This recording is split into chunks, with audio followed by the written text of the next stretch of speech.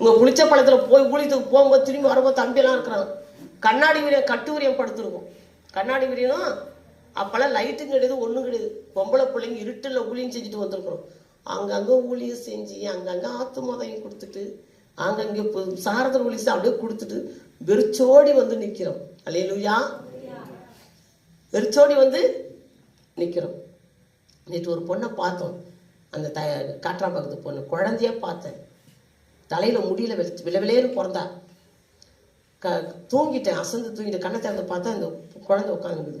ஒரு டவுட், குழந்தைய பார்த்தேன். இப்போ குமரியா இருக்கிறாள், ஆனால் முடி மண்டை மட்டும் வழுக்க மாட்டேன்னு கண்டுபிடிச்சிட்டேன். அப்போ நான் பார்த்தா இவன் வந்து பார்த்திபம் பொண்ணு மாதிரி இருக்காளேன்னு சொல்லிட்டு, குழந்தையா இருந்தா அந்த விதை இருக்க வெள்ளையா இருப்பா, தலையில் முடி இருக்காது, ஞாபகத்தில் வச்சுக்கிட்டு கண்ணு நீ என்ன உருடான்னு கேட்டேன். நானா காட்டுறாம்பக்கன்னிட்டான். அல்லேலூயா. உங்கள் அப்பா பேர் பார்த்திபனா? உங்களுக்கு எப்படி தெரியும்? நீங்கள் யாருன்னு கேட்குறா. அல்லேலூயா. உங்கள் அப்பாவுக்கு என்ன தெரியும்? ஆனால் உங்களுக்கு குழந்தையா இருந்தேன். அல்லேலூயா. உங்களை குறித்து நான் கேள்விப்பட்டேன். அந்த ஊரில் ஊழியம் செஞ்சு எல்லாம் செஞ்சவங்க நீங்கள் தெரியும். இன்னைக்கு எல்லாரும் சொல்லிக்கிறாங்க. அல்லேலூயா. எல்லாரும் வராங்க எல்லாம். அல்லேலூயா. அப்போ கேட்கும்போது ரொம்ப மகிழ்ச்சியாக இருந்தது. நம்ம ஊழியம் செய்த ஒவ்வொரு இடத்துல கூட தேவன் தடை. ஆனால் ஊழியம் ஆங்காங்கே செய்து விட்டுட்டு வருகிறேன். சுவிசேஷம் அறிவிச்சு ரசிக்கப்பட, ஆனால் கர்த்தருடைய கணக்கில் போய் சேர்ந்துருக்குது. அல்லேலூயா. வெறுமையா இருந்தாலும் இங்க ஏன் இந்த அம்மா சொல்லுவாங்க, அதெல்லாம் ஊழியம் செஞ்சு விட்டுட்டு வந்து இங்க வந்து உட்காந்துக்கிட்டு மறுபடியும் அதே நிலைமையில இருக்கிறேன்னு சொல்லி எங்க அம்மா கேட்டாங்க. அப்படி கிடையாது. இங்க அநேகர் ரட்சிக்கப்பட்டிருக்கிறார்கள். அல்லேலூயா. இவர்களை ரட்சிக்கும்படியாக கூட தேவன் நம்மளை கொண்டு வந்திருக்கிறார். புரியுதா?